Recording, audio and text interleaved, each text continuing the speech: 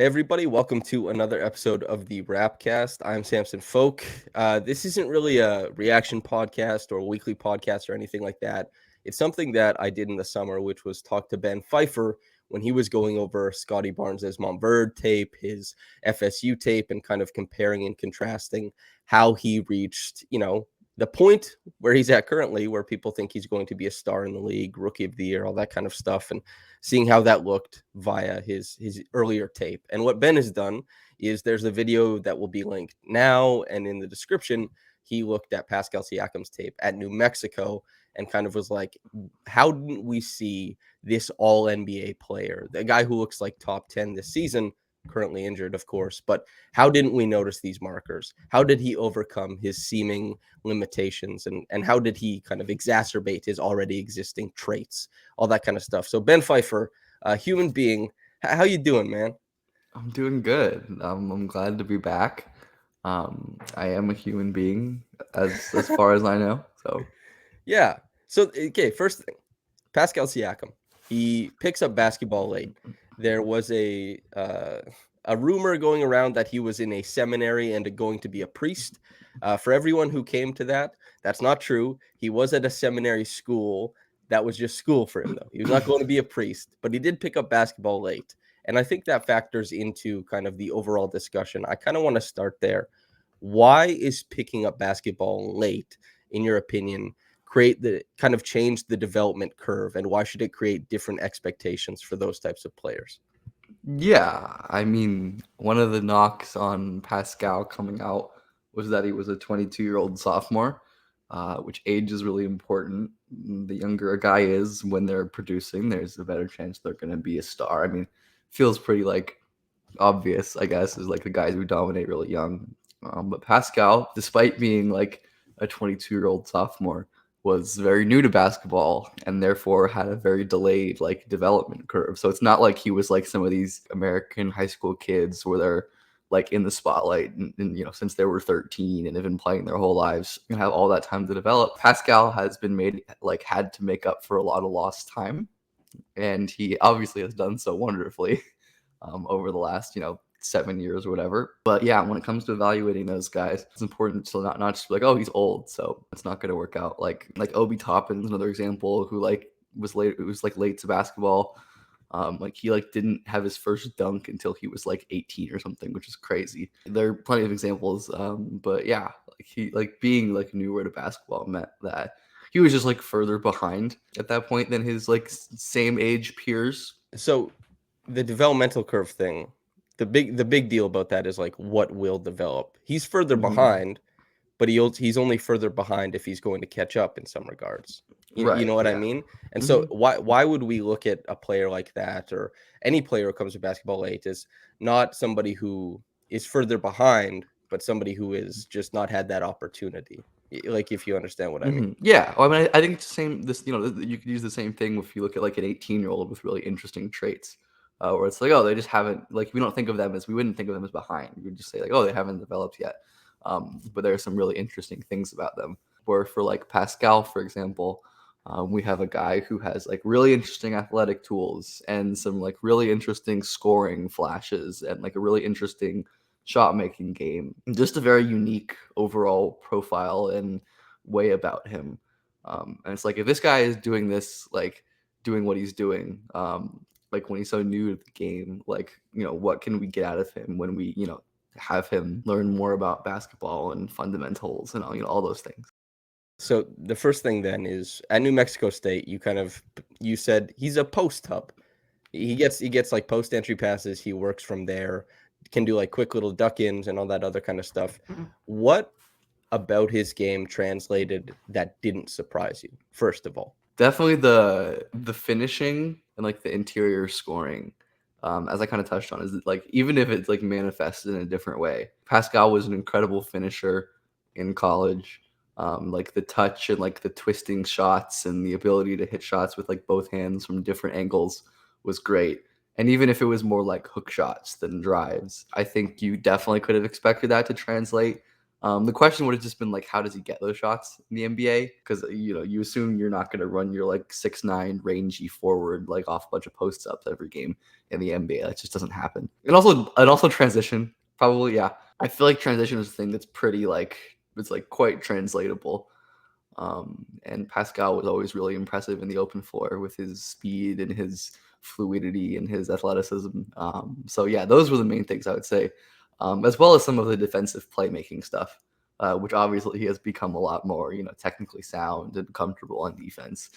But there were some, I didn't touch on this in the video, but there were some really impressive defensive moments as well. Can you think of them that come to mind? Like, what was he exhibiting defensively that you were like, oh yeah, I'm not surprised that showed up with the Raptors? Yeah, just his ability to really be like a disruptor off the ball, which maybe he isn't doing as much anymore these days, just because that's not what Toronto really asks of him.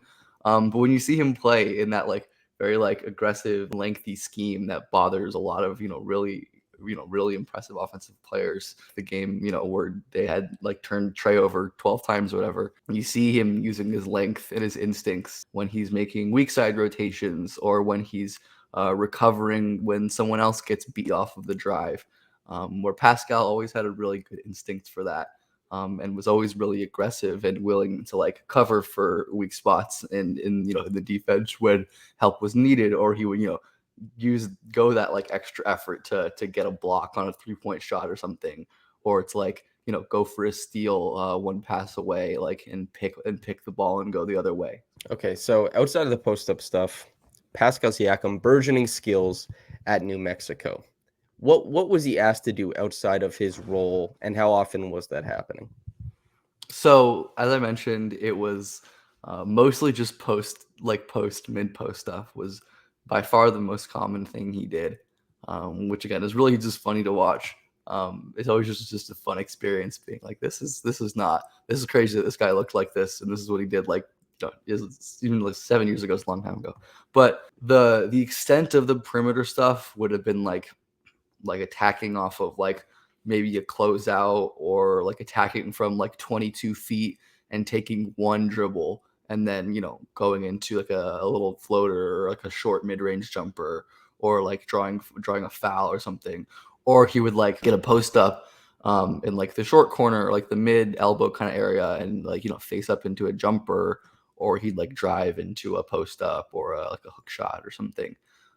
He also was a pretty good cutter as well. He didn't play off the ball a ton, just because they like really asked him to do a lot on the ball. But there were definitely moments when he was cutting. They didn't really use him as a screener very often. They didn't really run any specific actions for him off the ball. It was just like a lot of cutting, smart cutting when there were spots, sliding in behind as like a 2-3 zone, which they would face in college or something like that. But it was mostly like true big stuff. As you say, they ask him to do a lot. They rely on him. The Raptors, similar this year, the past couple of years, even this season, there's some tracking data that suggests that Pascal Siakam, the most efficient out of a double, was the Raptors scoring after Pascal got doubled. He doesn't turn the ball over out of doubles. He always makes really great reads out of doubles, and he's able to continue to use escape dribbles, manipulate defenses further, drag guys, place passes. Out of the post, was he seeing a lot of attention, or was it mostly one-on-one stuff at New Mexico? It was mostly one-on-one, but because of how much more condensed like the spacing was, and because of like the zone that was played, it was often like 1.5 on one. But I was gonna say, to your point, I maybe touched this a little bit. Like Pascal, the passing development is also like a really significant thing that I probably wouldn't have expected. Like you said, I think it's like Pascal isn't like the flashiest passer in the whole world, and he's not like running a bunch of pick and rolls, but he's like really, really solid playing off of his own like scoring gravity. And it's like become really difficult to like double and trap him, like you said. There really wasn't any of that, basically none of that. As I think I had a couple clips for like he was like he'd drive in to help and just shoot the ball anyway.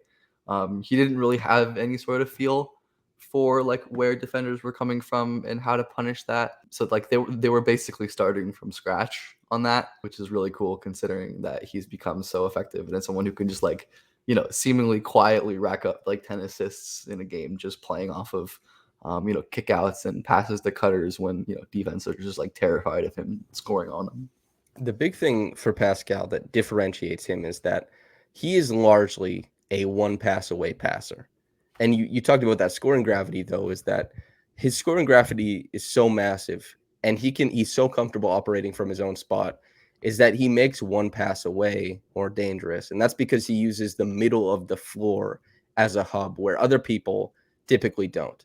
And because other people get mobbed, they get a little bit uncomfortable in that space. But Pascal, with a live dribble, cannot be made uncomfortable, which means if the double comes from closest to the ball, it comes from the bottom, it comes from the top, he'll pick out that guy. And even if teams overload, as you say, maybe there was a bit of preparation for that 1.5 defenders facing all those zones, Pascal gets gapped a lot of times at the NBA level. He faces 1.5, he faces 2, he faces all that kind of stuff. I can't believe how good he is working out of the middle of the floor, but you're right. He's not going to make that like big bounce and then skip the ball across the floor. Not very often. He's not going to come downhill off of a pick and roll and start like throwing lobs and looking guys off and spraying to the corner. It's just, he doesn't operate that way. But what in his game suggested that this guy could be truly one of the best middle of the floor hubs in the NBA? He does it different than like a Jokic. He does it different than other guys, but he's one of the best doing it. Basically nothing. I think the lesson is, I don't know, like if you're looking for one, is that just like sometimes like unexpected developments happen, or most of the time with stars. But what he was really good at was like that interior, like middle post scoring, even when like he wasn't a passer, or like he wasn't able to work as someone who could really like pick apart defenses. He was like, I mean, as like the stats were, like he was an incredible short to mid-range shooter on all different types of shots, whether that's like from starting with his back to the basket, or with him facing the basket. And Pascal was always someone who could like create offense out of nothing from there. So it makes sense that a smart developmental team like the Raptors would see a skill set like that and be like, hey, how can we like translate this into a real NBA skill? And I don't know if even they thought that Pascal would turn into this when they drafted him in 2016. Probably not. Probably not. I don't think it's necessarily about like seeing the prospects, especially one who's like raw, who was like pretty raw, like in a lot of areas, like Pascal at the time, and being like, all right, we're gonna draft him and we're gonna like make him into this, or like this is what we want him to do. It's like, here's like these are like some really impressive skills and traits that we noticed, and like let's think about how we can try to help him maximize these, or try to help him turn these interesting traits or flashes into like a real NBA skill. Kind of mentioned that a little with like his driving. Like there was like the really impressive, like he was always like really fast. He was always able to like use his footwork at the rim and use his touch, but like it's like how can we like gel those into like a guy who can actually use those to provide value on the court. And it happened to come by way of like really impressive handling and on-ball creation and pacing and smarts, which is, I mean, a testament to his work ethic and the Raptors development and whoever was behind that. So as you said, the touch was maybe not innate, but it was there at the collegiate level. You brought up like this floater that he hit, or this push shot that he hit, and it reminded me of this left-handed fastball he threw into the rim the other night. It was just a left-handed push shot, hardly any arc to it, just bam, off the glass, hits the rim a couple times, falls in. And you're kind of sitting there like, how can a guy make this shot from 13 feet away? It's ridiculous to have that level of touch. But what he has done is develop his jump shot. You touch on this in the video, is that you did like a stat query. How many guys had his type of jump shot profile statistically in college and then actually turned into a meaningful jump shooter at the NBA level? And you keep searching and you say, there's basically no precedent. Yeah. Can you walk me through that? Yeah, basically nobody. So obviously, like shooting projection is really hard, but we can make it somewhat formulaic, and we can identify trends that end up, resulting in really good jump shooters. Like guys who shoot a lot of threes, even if they don't go in, tend to be better shooters, or guys who take a lot of different kinds of shots. Jump off the dribble, off movement, in the mid range, blah, blah, what on the post tend to be really good. And, guys like free throws and whatever. But yeah, like Pascal, like he I think he shot like 23s in college. And like the forward sized guys, like I think I meant like there's basically nobody who has taken those basically shoots with no volume. There are some like bigs, there's some like true bigs like Towns, who's obviously an extreme outlier, and guys like Brook Lopez, who is also an extreme outlier. But generally, like you gotta Set shoot. shooters though, mostly. Yeah. Right. Yes, exactly. I mean, Towns obviously, has some It's off dribble different. stuff, Yeah, but yeah, yeah, yeah. still, yeah, Brook Lopez definitely.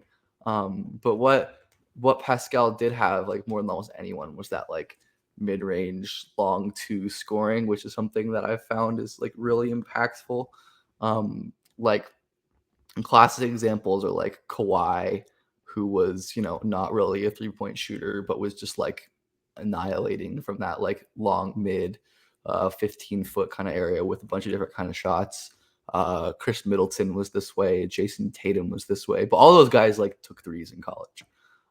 Like even if they weren't the same level of, shooter that they ended up becoming in the NBA, they took threes. But Pascal just didn't, which again is remarkable that he's become a guy who not only is just like, a good spot shooter, and they're even like running him off of like some like new like movement ATOs, which is like very cool, and like based on out of bounds and stuff. And someone who's like, can shoot pull-ups off the dribble. Like, I mean, it makes sense that you see a guy shooting these kind of pull-ups from 13, 14 feet, and having really incredible success. I think Pascal like made like 150 long twos or like mid-range jumpers, however they're classified in that year, which is like a ridiculous number for someone his size.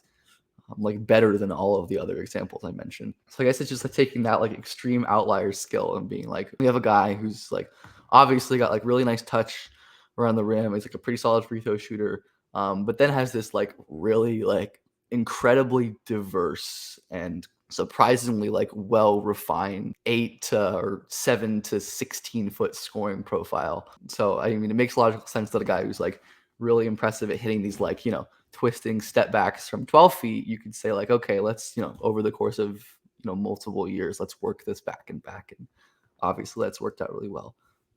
So it sounds like we have an unprecedented, to some degree, shooting development, a not completely unprecedented handling development, and a not completely unprecedented passing development. But the combination of those three, the 22-year-old sophomore, the 27th pick, Pascal basically has a singular developmental chart in NBA history, it sounds like. There's really nobody like him. I think we were talking about this like a little bit pre-show. I think like having gone back and like watching a lot of that class recently, I definitely think it was kind of wild that he went 27, but like I don't think it's wild that he like didn't go in the lottery. Like based on the way that I evaluate, like I'm really like that I'm really big into those like kind of like creation traits and stuff like that, and like functional athletic tools. Like it would have been hard to be super optimistic about the jumper long term.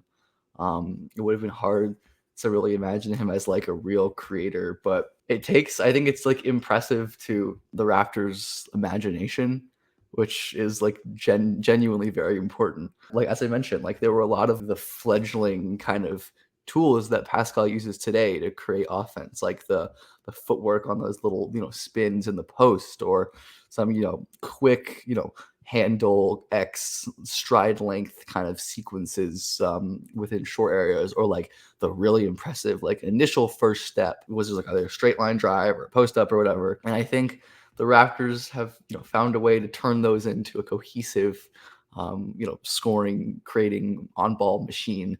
Where I think Pascal is just like general composure is remarkable. Like he's he's so able to like switch from his handle to his post up to his footwork into direction. I mean, he's just like never a guy that feels rattled, which is invaluable as your like lead on ball guy. For example, like he still uses some of the things that he exhibited in college, just like in a different way. I mentioned like in the video his speed to power game is really impressive.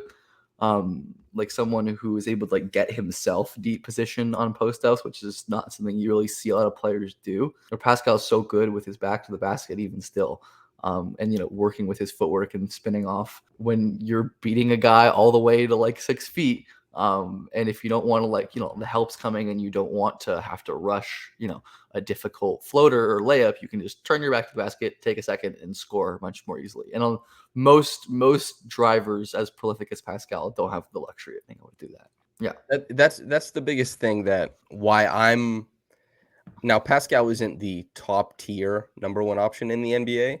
I certainly don't feel bad about him as a number one option at the NBA level. And of course, the roster construction around him matters a bunch. But as you said, and this isn't something people talk about a lot, Raptors Republic readers and listeners will have heard me talk about it, but composure in the middle of the floor and the ability to truly run an offense. This is, I don't want to do the Tatum versus Pascal thing, because Tatum has different skills. They're different players. They're both appearing to be top 10 this season, but Tatum is not a guy who play makes the way that Pascal does, with that composure, with the hierarchical breakdown of like, I see this read, I can work for this one, I can work for this one. He's reacting a lot and making like the simple passes. And while Pascal's reads are simple, there's a manipulation that comes before that I'm not saying Tatum because Tatum's bad. I'm saying that guys who are 6'8", 6'9", rarely probe, keep alive, dribble comfortably like a point guard does. And that is what weaponizes Pascal so much in the middle of the floor, is that lack of, or that inability to kind of fold. He's going to remain upright. He's going to keep his live dribble. He's going to continue to probe going further. That Right. is, And yeah, I mean, it's taken him a long time to get there. yep. I think something like I talk about is like guy being like a primary like scorer versus like your primary like decision maker. I think of someone like, I don't know, like Anthony Edwards maybe, who like I think projects as like a potential guy who can like, be like the number one like points leader, like the guy who scores the 28 a most points on the game team. in year 5. Yeah. But right, but like to me, not someone you want running your offense, or being the one who, not necessarily like the one who brings the ball down the floor, but the one who begins possessions and makes decisions, and like primary decision maker, like getting older Chris Paul, someone who like as long as he hoops is going to be someone who can just like masterfully orchestrate offense, but maybe won't be able to score. I think Pascal is like like definitely approaching the tier of both, which is where you get Luka and LeBron and Steph, or just like the most overwhelming guys in the league. So it's like beyond impressive what he's done. And I'm how high I am also so high on Pascal, have been, and I'm glad to see him making this leap, because he's so good. So the unique movement skills, if we can just, as like a final thing, how do you parse that out at New Mexico? Because not only is it impressive, you talk about like the speed to power, which we see show up, that manifests in his isolation game now, and the way that he can punch a gap, all that kind of stuff. That's so important. But he moves differently than a lot of other people who achieve things at the NBA level. Like it's a different type of kind of jettisoning himself around the court. And are his movement patterns different now than they were at New Mexico, or has he weaponized like this unique movement pattern? Yeah, I think they're just like generally more refined. It's not super often that guys make like big overarching changes to the way that they move. That's kind of like, I mean, like I guess like it's kind of like feels like self-explanatory. That's like pretty inherent to just like a way someone's body is. That's part of why I like am so like high on valuing those like really impressive movement traits, even if they aren't at the time, real like basketball value adds. Whereas like Pascal had like the speed, and his flexibility was always so impressive. Like his ability to like get low to the ground and lower his shoulder beneath like a defender, like a defensive end, like going around like the edge of a tackle, like getting low and getting around the defender. Like he was able to do that in the post, and like use his long strides, like spin around and like post, spin inside in the post, and obviously in transition. So it's like it's stuff like that. You just notice like a guy at that size who like, this guy doesn't move normally, or like most players at 6'9", they're less stiff, they're more fluid, they're faster, they're more creative in the way that they can get around the floor. I think it's just the onus of whatever team is identifying that to say, all right, like how can we, add the basketball skills and the mental side of the game to turn those movement abilities into stuff that really adds value on a basketball court. And there really are a few better examples of this than Siakam, honestly, that I can think of. I've seen like Giannis as someone like talked about like this, like someone who like, was like super raw and turned this into, well, there's like truth to that.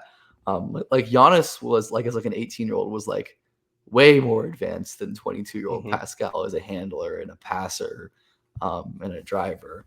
Like he was really skilled. Like Pascal, when it came to like actual creation, like not just his scoring, was like really bare bones. So it's cool to see that like he's been able to, this is the foundation. It's like you have a guy who, if he could do all this stuff, like if he could handle it, and if he could make decisions, and if he could do this and that, then he'd be fine. And for most players, that's just an if. But obviously, Pascal is one of the rare ones who, over the course of 7 or 8 years in the league, has been developed and has worked to develop himself into this like incredible player.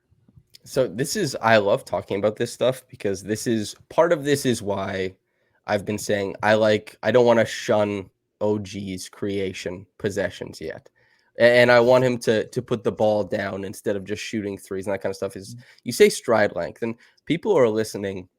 A lot of times we don't talk about stride length or how high a guy's shoulders sit on his frame, but like the length of your legs, yeah, not just wingspan, but your proportions create advantages. And so, like, if you're playing pickup and there's this guy who, let's say the guy, girl, whoever you're playing, and they profile similarly to you, but they keep getting that edge.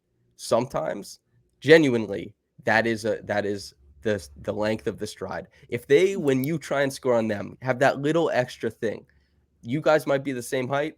Their shoulders might sit a little bit higher on their frame, and they might have that Right. little extra standing reach. And it's like the guys, Pascal, with like that 7'3" wingspan, with that super functional flexibility, speed, length, Mm-hmm. both in the stride and the reach, is just when Right. he's in the mixer and when he and another player are both like exerting their bodies to try and, he's trying to beat a guy to the glass off the spin, or a guy's trying to beat him to the side. It's like that core coverage, all this stuff pops up immediately. And like Right. it There's a helps reason make he them. always wins. Yes.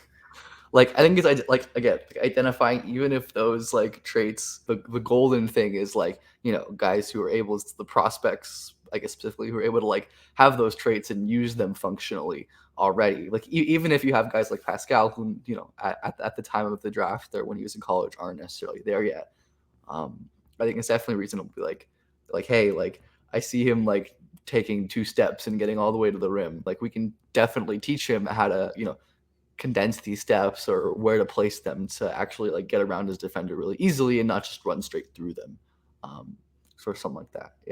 Yeah, it always fascinates me because truthfully, you don't want to analyze basketball every game you watch to that and be like, he won this possession because of this. Like there's developments everybody makes, but it's truly at the highest level when you're competing. Unique movement patterns like Pascal has means that players who are defending him have a tougher time picking up what he wants to do because he doesn't move similar to other NBA players. His tells are different. He's Mm-hmm. longer. He gets to spots quicker. It's just like a guy who had those inherent athletic advantages and then pulled all of his skill to the forefront with like a Mm-hmm. ton of work and development to start weaponizing everything into the Right. point that he's a completely singular and unique NBA I presence. think you mentioned like OG, and while like OG is obviously like a crazy athlete, I think his just general like movement profile is like a bit more normal. Like his like real athletic overwhelming points are like things that you see. Like he's like incredibly strong and good at using that strength to get to his spots and really fast and has the ability to like get low. But like it's in like a package that is just like more common throughout current and like historical NBA, that players are just like more like I think like as you said, players are just like more used to. And like OG is an incredible athlete, but not necessarily as unique as Pascal in the way that their complexion is. We see players like OG in our practice, like facsimiles of like OJ of like OG in our practice squad, or whatever, and we can practice like the same way that like NFL teams will like sign some like bad mobile quarterback to simulate Lamar Jackson, or like you can't really do that for Pascal. Yeah. Like you can't approximate that. Like you can't get someone to approximate that. And I think that's just a really valuable kind of micro thing is to be like someone you can't prepare for until you're right there, That seems like a great place to end it, because as we've seen, Pascal, despite having, pretty poor spacing over the past year of basketball, despite being a guy who has had his own limitations, has overcome by having more counters than the defense can throw at him, and being a guy that other teams, despite doubling, despite shading heavily, pack line defense, all that kind of stuff, have not been able to prepare for enough to stop him. Ben, thank you for coming on. If I can suggest anybody, if you're watching on YouTube or listening on the podcast, go to Ben Pfeifer's channel on YouTube. It'll be linked, all that kind of stuff.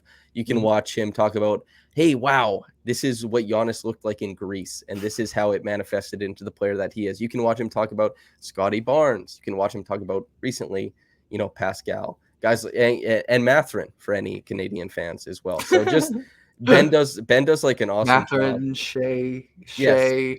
I'm kind of in my pandering era right now. Yeah.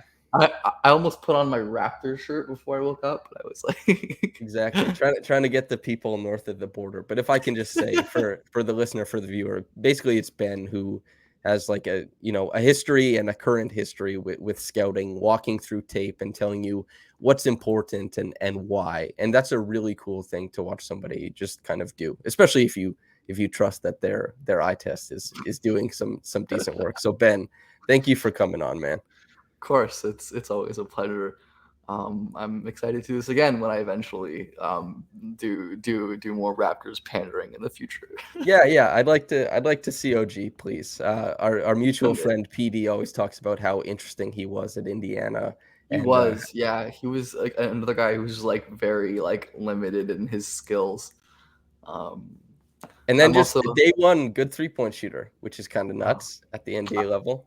I'm a longtime Coloco appreciator too. So I'm glad to see him having a role and doing some things early. Because he was always like, even when he was like just giant and like literally couldn't catch a basketball. When he was like a freshman at Arizona, he was always fun. I remember like this is like a really random highlight, but like obviously like Coloco like isn't a passer. Like I don't know if he's made like a pass this year. Yeah, not really. But he has one of like the most ridiculous like behind the back passes like I can remember. Like as like a freshman in college, and I was like, what is this guy on? And ever since then, I'm like, he's really cool. So I'm glad he's thriving. It's nice that for a lot of people, it just takes one play to pique your interest, and you're like, I'm watching. It really does. Guy. It really does. It's like oh, like okay, I'm keeping tabs now. Like Hamidou Diallo being 6'5" and having a standstill dunker spot poster on a big man is just, you kind of sit back and say, why can a 6'5" guy do this to a big man from a standstill? And then you keep watching. But Ben, thanks for coming on, man. Listener, viewer, thanks for tuning in. You can subscribe over at raptorsrepublic.com for all my written work, among other writers. Subscribe to the YouTube channel to keep up. And podcast listener, thanks for letting us talk to you all day. Have a blessed day, and we'll see you.